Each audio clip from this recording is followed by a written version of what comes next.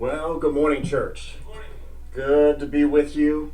For visitors, I'm not the normal preacher. I've been preaching about once a month, but I've kind of been jumped into the rotation only a couple weeks after I last spoke because Chris took a week off. And now I see him here in the audience, so I was planning that we might talk about Chris for a while he was away. Now I can't do that. So for all those who thought Chris was speaking today and they came all excited to see him and you're disappointed to see me, I'm sorry. But you'll know that the last time I spoke, we finished my series on the life and times of Paul the Apostle. That means we need to start a new series. And I've entitled this one, The Supremacy of Christ. The topic is going to be the book of Hebrews. And if you have your Bibles, open it to Hebrews chapter 1 and verse 1. Why do we call it the supremacy of Christ? And I think that we'll make that point many times as we begin our study of the text. Today is going to be an introduction. The entire lesson today is going to be an introduction. Sometimes I feel like these introductory sermons are the most important. They set the stage, they set the context for what we're going to be studying. And then sometimes I feel like if you miss the introductory lesson, you don't catch a lot of the lessons along the way with as great of detail and understanding that you normally would. But one of the main themes that we're going to see in the book of Hebrews is God is telling us that Christ is supreme as far as being the messenger of his revelation to mankind. God sent a lot of messengers over a long history of mankind with revelation to man. But he's saying now, I want you to listen to Christ. Christ is by far the best messenger that I have, and I want you to listen to his voice and to his voice only. In fact, in the first 3 verses of Hebrews chapter 1, he gives us 6 reasons why we should listen to Christ, and we should listen to no one or nothing else. Notice the weight of these first 3 verses. God, after he spoke long ago to the fathers in the prophets, through various means, has in these last days spoken to us through his Son, whom he appointed heir of all things, number 1. Secondly, through whom he also created the world. He is the radiance of his glory. He is the exact representation of his nature. He upholds all things by the word of his command or by the word of his power. And when he had made purification for sins, he sat down at the right hand of the Majesty on high. Why should we be listening to Jesus as the messenger, as our only messenger? Because it's his air that you breathe. Why should we listen to him? Because the earth doesn't continue to revolve around the sun except that he say so. Why should we listen to him? Because he died and made purification for your sins.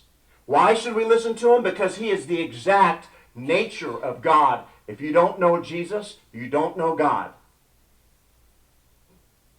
We need to listen to Jesus. How did we get here? Why am I choosing this lesson?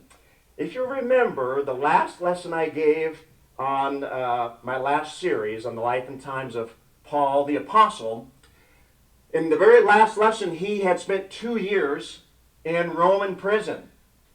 And I made mention, and I showed this slide, that he had written 5 letters during that 2 years of imprisonment in Rome.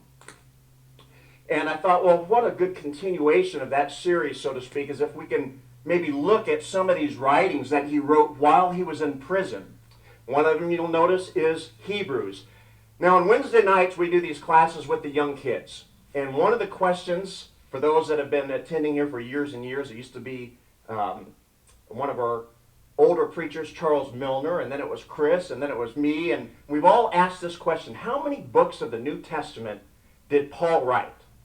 What's the answer? Think about that in your head. Pew Packers, what's the answer in your head? The answer is 13 or 14. Why do we say that? Why is it 13 or 14 that we don't know? Well, there is some debate as to whether he actually wrote the book of Hebrews, the one that we're getting ready to dive into. Why is that? Well, in all of these other letters that he wrote, in the very beginning of the letter, he would say, this is from Paul. I'm writing this. And it was very evident who the author who had penned the letter. Now in Hebrews, it's anonymous. Nobody at the beginning of the letter is taking credit for writing it. The other reason why there's a little bit of hesitation in saying that maybe this is Paul, maybe not, that wrote it, is the style of the writing. The style of the writing is very, very good. And it's not typical of Paul's writing, which a lot of the commentators would describe as very direct, to the point, almost rude in nature. And so some people estimate that, well, the concepts that are written about in the book of Hebrews are definitely from the mind of Paul, or Pauline, they say. They're Pauline. They describe the things that Paul would have preached. We know he preached. But perhaps somebody like Luke, who we knew was with him in Rome during the 2 years, maybe he translated from the Hebrew into the Greek. And that's why it seems to have a different style of penmanship, a different style of writing than what we're used to seeing. Others think that maybe it was somebody that was a little bit more polished in their education, as if Paul wasn't. He was very, very educated. But you think of somebody like Apollos, who we know was very learned, had probably memorized most of the Old Testament scriptures. He was very powerful in the use of his words and language, and the way it was written leads some people to suspect that he wrote it. For our purposes, we're going to assume that Paul wrote it. We know that the contents came out of the mind of Paul, who actually put pen to paper and wrote it down. We don't know exactly, but we're going to assume for now that it was Paul. Who were the intended recipients of the letter? It seems clear that he's writing to the Jewish Christians. He's writing to Christians who had converted from Judaism in the land of Palestine. So Palestine would be where Jerusalem and the temple is, and Samaria, all those Bible lands, that would be Palestine. Why did he write it to them? And we're going to get to that in just a minute, but think about what the people in Palestine must be thinking about Paul at this point. First, he spent 2 years in prison after he was arrested in the temple square in Caesarea. Remember, he was kept under the during the governorships of both Felix and Festus. He was kept for 2 years under arrest in Caesarea. Now he spent 2 more years in Rome in prison. What must they think about him? He's probably concerned, don't you think, that maybe they're not going to take him so seriously anymore. He was worried about the same thing, remember, when they led him into Rome in chains between two lines of Roman centurions, Roman guards. And so he was worried, well, what are the Roman Jews going to think about me there? What are the Christians going to think about me in Rome? And I think he's thinking the same thing here now. How are they going to take a letter from me now that they know I've been in prison for the last 4 years? And is this the reason why he didn't append his name to the letter? Very possibly. He's thinking they're not going to take my writing now so seriously if they know right off the bat this is from me. So that could be one of the reasons. But it seems clear that the purpose of the letter is Paul trying to warn the Christians in Jerusalem and in all of the area of Palestine in general that he is afraid that they are falling from grace, that they are sliding back and becoming more and more reliant on the Old Testament, on the Old Covenant law. And he is concerned, and he's penning this letter, and we're going to see evidence of that over and over and over again as we review. Now, Paul, in his dealings with the Jews, had always made sure that as he transitioned from Judaism into Christianity, into this new era, this new dispensation, he didn't want to just jerk the rug from underneath the Jews. So he tried to be all things to all people so that he might win them in whatever way he could. He was a Jew to the Jews. To those without the law, he was without the law except for the law of Christ. To the weak, he was weak. He preached in a way that he wouldn't put off people. And that's a lesson that we should have for ourselves today. We don't want to repel people from the word, so we want to preach in such a way that is attractive to people. So, for example, think about this. Remember, we studied in Acts chapter 16, Paul meets young Timothy and picks him up on his second missionary journey. Timothy's mother was a Jewess. His father was a Greek. We are told in another text that the Jews in that area thought very highly of Timothy, this young man. And so Paul circumcised Timothy. He did that because he wanted Timothy to be able to preach to the Jews in that area. He thought he would be a more effective mouthpiece if he refused to circumcise him. So he circumcised him. That would be attractive to the Jews. Contrary to that, later down the road, we see that he refused to circumcise Titus. Why was that? That was because the Judaizers had, at that point in time, made great inroads into some of the churches that Paul had started. And he didn't want to acquiesce to the idea that you needed to be a Jew first before you could be a Christian. Therefore, I'm not going to allow Titus to be circumcised because I don't want him to think that that's okay. So where there was some liberty, Paul made concessions so that he would not repel the Jews away from his teaching. Likewise, we remember when he came to the temple after his third missionary journey and he was bringing the collection from the Gentile churches to the Jews that were struggling, the Jewish Christians that were struggling in Jerusalem. And remember, they told him that the Jews that had come for the feast in Jerusalem at that time were angry with Paul because they said that he was teaching against the temple and against the law and everything that had to do with Judaism.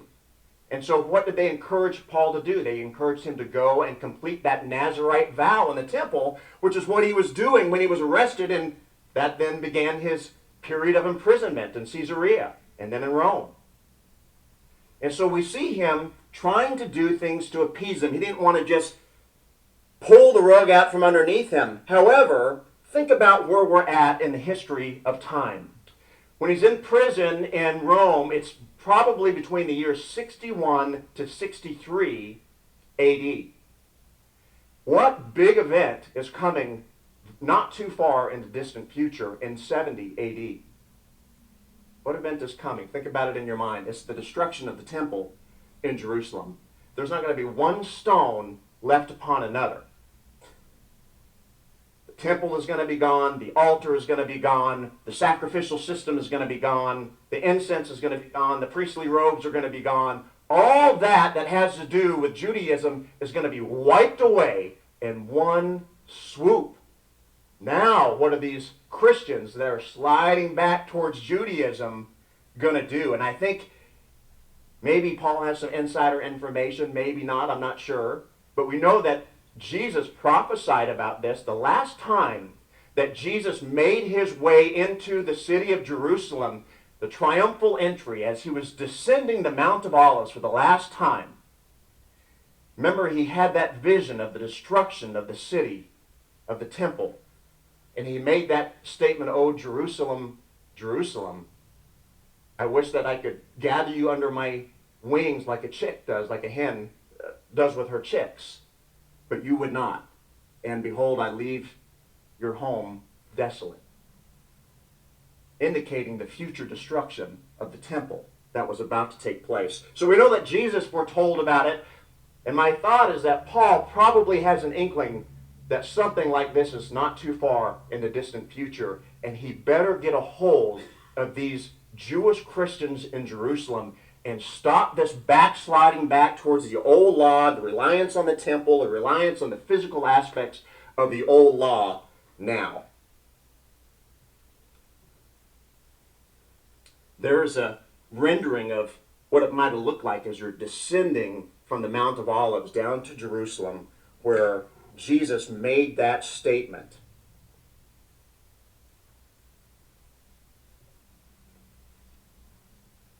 So I want us to think about all the times as we just glance and make notes through the book of Hebrews where we see the writer, Paul, most likely, calling attention to his concern about this backsliding, this going back to the law. Look at Hebrews 2:1. "For this reason we must pay much closer attention to what we have heard, so that we do not drift away from it." He's concerned that they're drifting away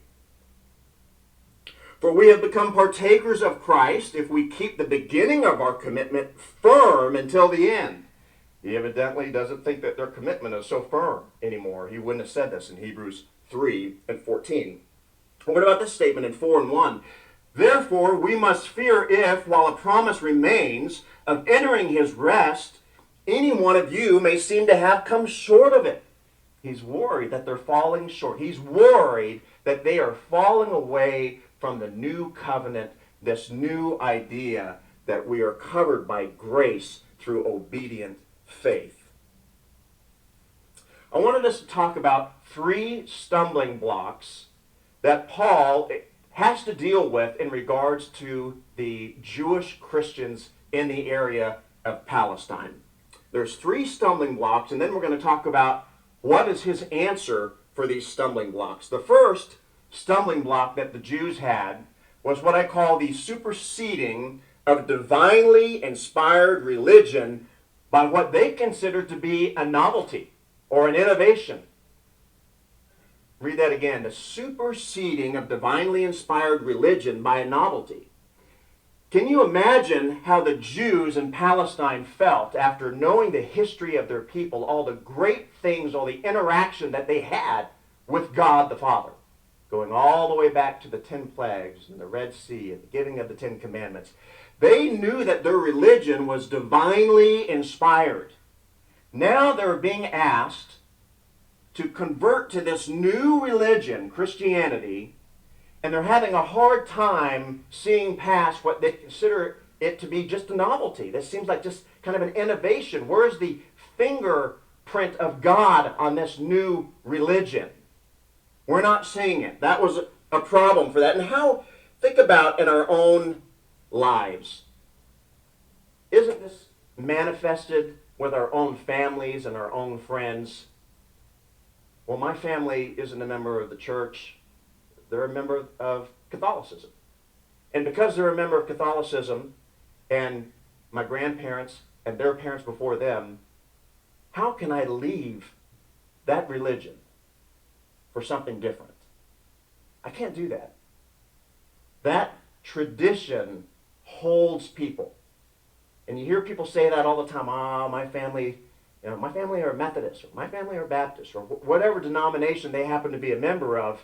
It makes it very difficult to pull them away, and let alone they're not even using the argumentation that, well, my religion was divinely inspired. That's not the issue. Their issue is that traditionally my family has been part of another denomination. And so for me to come out of denominationalism is going to be very difficult. Think about that. There's an old preacher from about 75 years ago. He was a black preacher. His name was Marshall Keeble. And Marshall Keeble was a great writer, a great restoration movement preacher. He baptized a lot of people in restoration meetings and so forth. And at one point in time, he did a public debate with his father. And he made mention in the debate, he said, "Daddy, you're my daddy. I love you, but you're wrong. You're wrong about your religion." And he was not afraid to call it out and say, "Listen, I've done my own study, I've done my own research, and I feel like the religion of our family is not right. I'm going to go more for New Testament and New Testament only Christianity, and that's the direction I'm going. Yes, you're my daddy and I love you, but you're wrong." And so it takes a bold, courageous person to leave that tradition, doesn't it? What's another reason or stumbling block that Paul was going to need to address with the Jews? It was the humiliation and the suffering of Jesus. They did not believe that the Messiah that was prophesied of old would allow himself to be hung on the cross, to be subjected to the humiliation that Jesus was subjected to. 1 Corinthians 1 and 23, we preach Christ crucified, to the Jews a stumbling block, and to the Gentiles foolishness. That was Paul to the church in Corinth. It's a stumbling block. Christ crucified to the Jews? How could that be? That was a gigantic issue for them. in Luke chapter 18 and verse 31 and 32, there's another story about Jesus' final ascent up into Jerusalem. He actually pulls his disciples to the side, and he makes this statement to them. He says, "We go up to Jerusalem, and all things written by the prophets will be accomplished by the Son of Man. He's going to be delivered to the Jews. He's going to be scourged. He's going to be humiliated. He's going to be crucified. On the third day, he's going to rise again." And then in the very next verse, it said, "And they understood none of these things." They didn't get it. Why? Why could they not get it? Seems like a relatively simple statement. Why would they not understand it?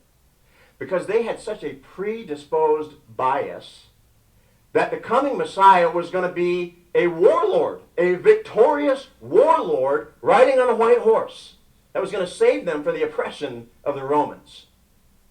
They did not foresee or have the inkling that he was going to be a spiritual leader, that he was going to be subject to humiliation and death on the cross, which was prophesied of old. They just didn't understand it.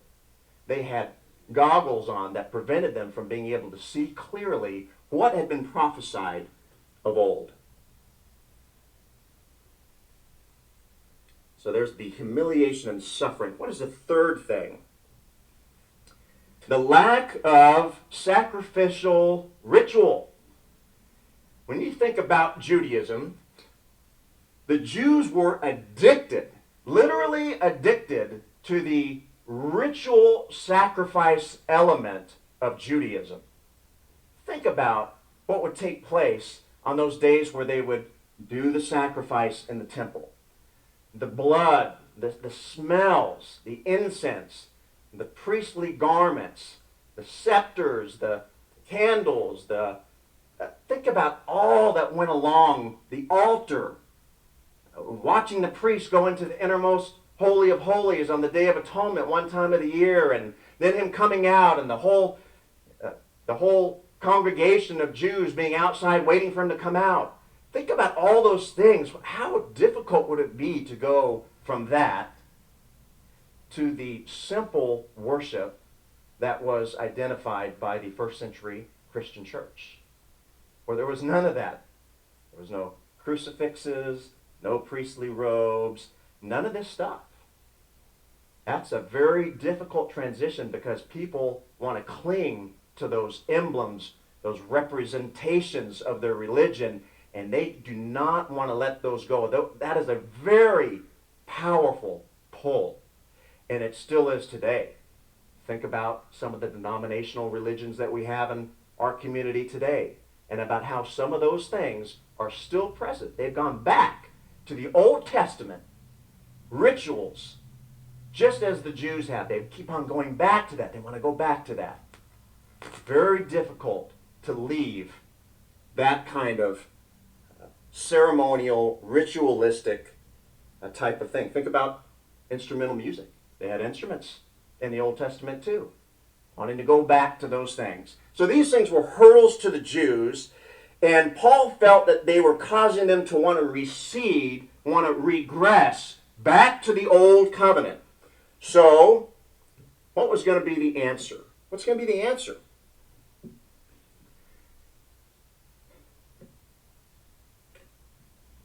By the way, I want us to consider a couple of verses as an example of the humiliation that Jesus was going to endure. I want us to think about how often Paul would point this out in his letter. You have a problem with the death and humiliation of Jesus? Well, let's talk about that, because I want to show you how necessary it's going to be for his sacrifice to be worthy of purification and making you right with my Father. Hebrews 2:9, but we do see him who was made for a little while lower than the angels, namely Jesus, because of his suffering death, crowned with glory and honor, so that by the grace of God he might taste death for everyone. And how about this verse? For by one offering he has perfected for all time those who are sanctified. Can you see? And we could have gone through about 5 or 6 other verses where he's calling attention to the sacrifice, to the humiliation, to the death of Jesus over and over and over again. You have a problem with that? Let me explain to you why it's going to be necessary.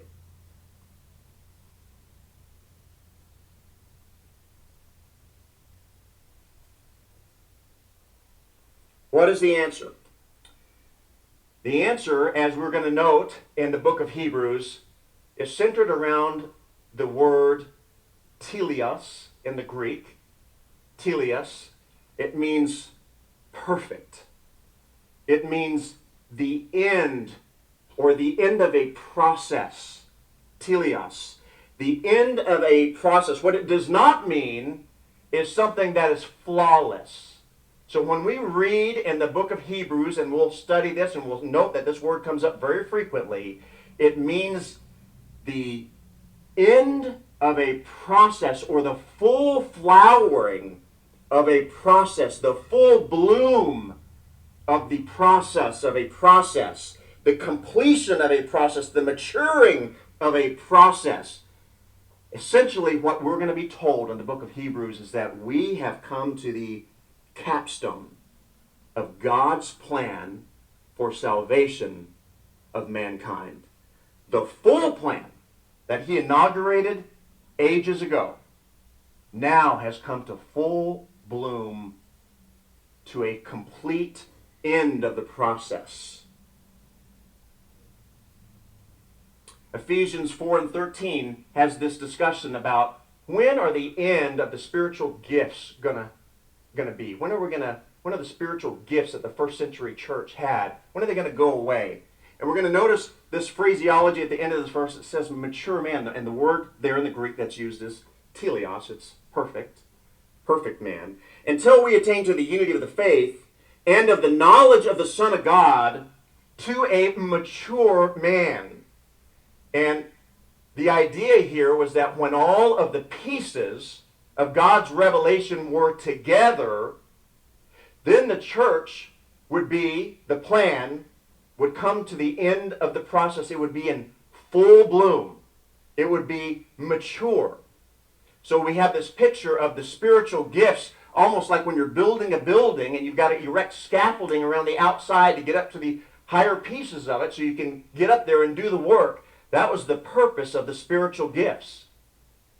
But once all of the pieces of God's revelation, once the revelation was made complete, there was no longer a need for the spiritual gifts. There was no longer a need for the scaffolding, but the church would become, instead of a babe, as it was in the beginning of the first century, it would now, through the effort and work of Christ and through his apostles, it would now become a mature man, a full-grown man, perfect, full bloom. Then he's going to make this comparison to the Old Testament law and how about how it is imperfect, it's incomplete. He says in Hebrews 7:19 very plainly, for the law made nothing perfect, meaning it didn't provide a complete picture. It was not the complete plan. It was insufficient.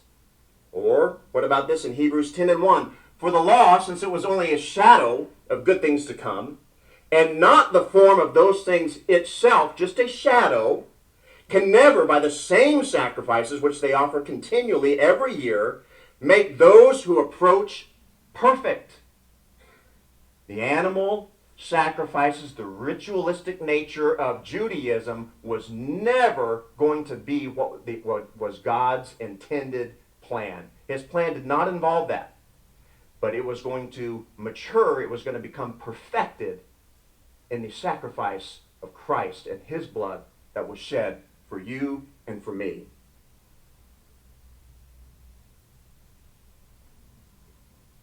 For by one offering he has perfected for all time those who are sanctified. So why get kind of hung up on this idea about perfection?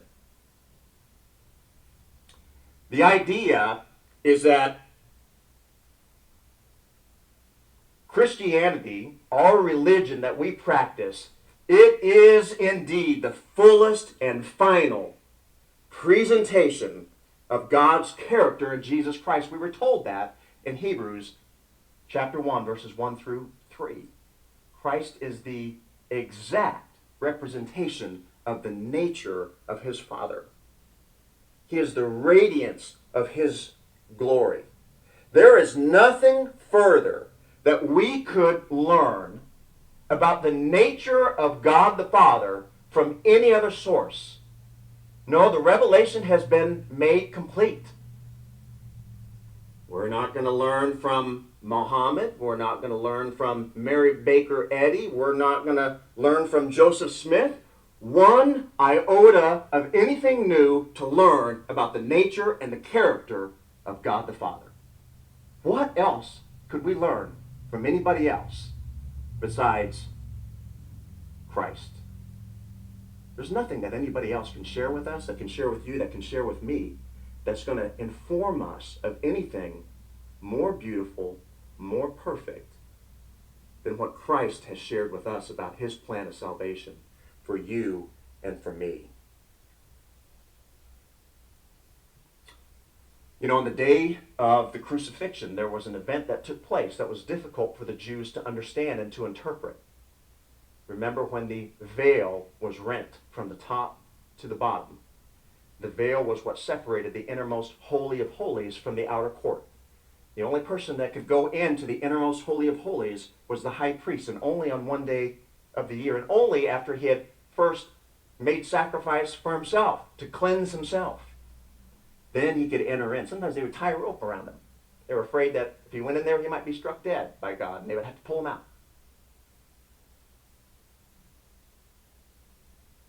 The Old Covenant, under the Old Covenant, God always told the people, you need to stand afar off. Remember that when they were at the base of Mount Sinai and Moses was getting ready to go up to get the Ten Commandments? And he said, make sure, Moses, that they don't cross this line. Make sure that they stand afar off. As compared to the New Covenant, the perfected covenant, the plan of salvation that is now in full bloom, where the veil has been torn and now we can enter in and have access directly with God through his Son. Now under the New Covenant, we are called near. Under the Old Covenant, we were to stand afar off. Now we are called near. Through his purification, his sacrifice, and think about his sacrifice. He had to come as a man. It was a man standing in for a man. We should have been subjected to that discipline. It should have been us hanging on the cross. But he dealt with it and experienced it as a man. It was a man-to-man sacrifice. The only difference is that he didn't deserve it. It was a man-to-man sacrifice for each and every one of us. The humiliation. Did he have to be humiliated? It should have been us who should have been experiencing the humiliation. He stood in our place. He stood in our stead. Was it necessary for that to make it a complete and a good enough sacrifice to actually cover our sins for all time? That's what had to take place. He had to be humiliated. Because that's the place that we should have been in. But in this new covenant, he calls us near. We can enter in through that veil, have direct access to him through faith, repentance, and baptism. If you have not made that decision, if you have not been baptized and put on Christ, if you've not become part of the church, have not become part of the family of God, you can do that through faith, repentance, and baptism. Acts 2:41 says that God adds you to the church. It's not a vote of the eldership. It's not a vote of the membership. God adds you to the church. If you have not made that decision, you need to, because tomorrow is not promised to you. Let's stand and sing a song of invitation.